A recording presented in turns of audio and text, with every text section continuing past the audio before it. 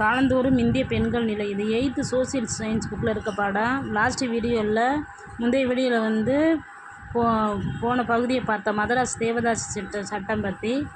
இப்போ சமூக சீர்திருத்தவாதிகள் 19ஆம் நூற்றாண்டில் 2ஆம் பாதியில் என்னென்னலாம் செஞ்சாங்க, எதுக்கெல்லாம் ஆதரவாக குரல் கொடுத்தாங்க, அதை பற்றி தான் சொல்ல போகிறோம்.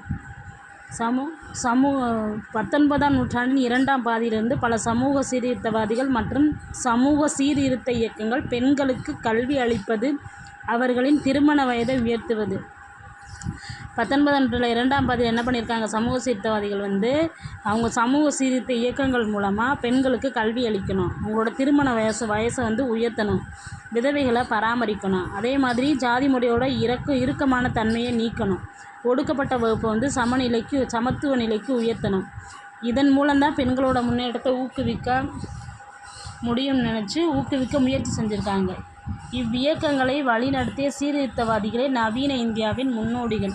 நவீன இந்தியாவின் முன்னோடிகள்னு யாரை அழைக்கிறாங்கன்னா சமூக சீர்திருத்த இயக்கங்களை முன்னின்று நடத்தியவர்களை. அதில் முதல்ல வரவர் ராஜாராம் மோகன் ராய். இவர் யாருன்னு கேட்டால் இந்தியாவில் காணப்பட்ட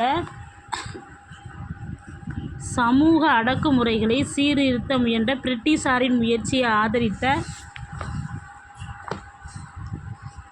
சில அறிவார்ந்த இந்தியர்கள் இருந்தனர். அவர்களில் மிக முக்கியமானவர் ராஜாராம் மோகன் ராய் ஆவர். அதாவது இந்தியாவில் காணப்பட்ட சமூக அடக்குமுறைகளை சீர்திருத்தம்னு பிரிட்டிஷார் முயற்சி செஞ்சாங்க. அவங்கள ஆதரித்தவர் தான் ராஜாராம் மோகன் ராய். ராஜாராம் மோகன் ராய் வந்து இந்திய சமூக சீர்திருத்த இயக்கத்தின் முன்னோடி.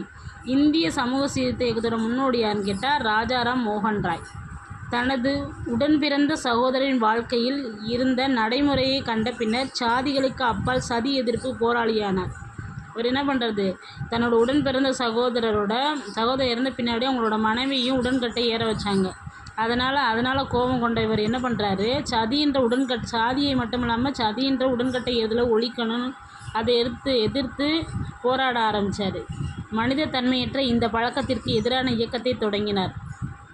இரக்கமற்ற கொடி பழக்கத்தினால் பாதிக்கப்பட்ட ராஜாராம் மோகன் ராய் தலைமையிலான இயக்கத்தின் செல்வாக்கினால் பிரிட்டிஷ் அரசாங்கம் இந்த செயலை குற்றம் சார்ந்த கொலை என்று அறிவித்தது.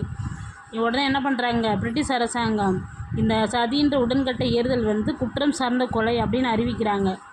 1829 சதி எனும் உடன்கட்டை ஏறுதல் தண்டனைக்குரிய குற்றம் என வில்லியம் பெண்டிங் பிரபு அறிவித்தார்.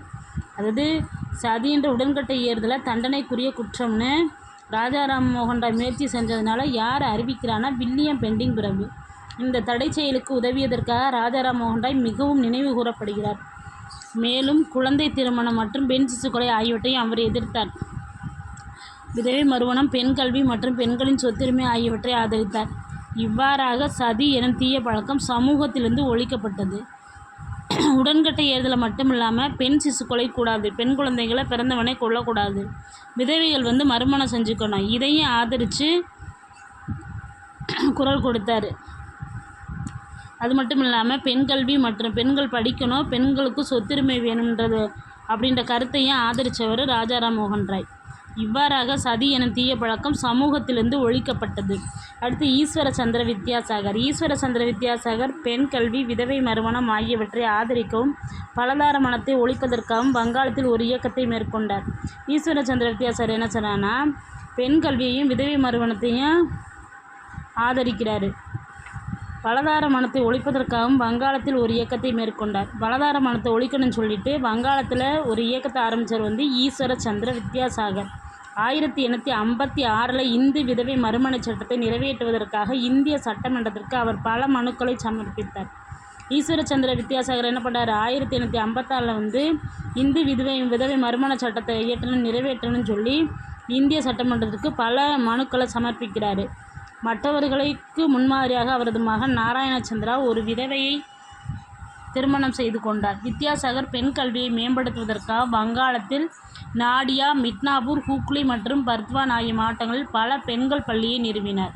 அப்போ என்ன பண்ணுறாரு, ஈஸ்வர சந்திர வித்யாசாகரோட மகன் நாராயணச்சந்திரா அவரே ஒரு விதவை பொண்ணை திருமணம் செஞ்சுக்கிட்டாரு. ஈஸ்வர சந்திர வித்யாசாகர் பெண் கல்வியை அதிகப்படுத்தணும் அப்படின்றக்காக எந்தெந்த மாவட்டங்கள்லாம் பெண்கள் பள்ளியை நிறுவினார்னா நாடியா, மிட்னாபூர், ஹூக்ளி மற்றும் பர்த்வான்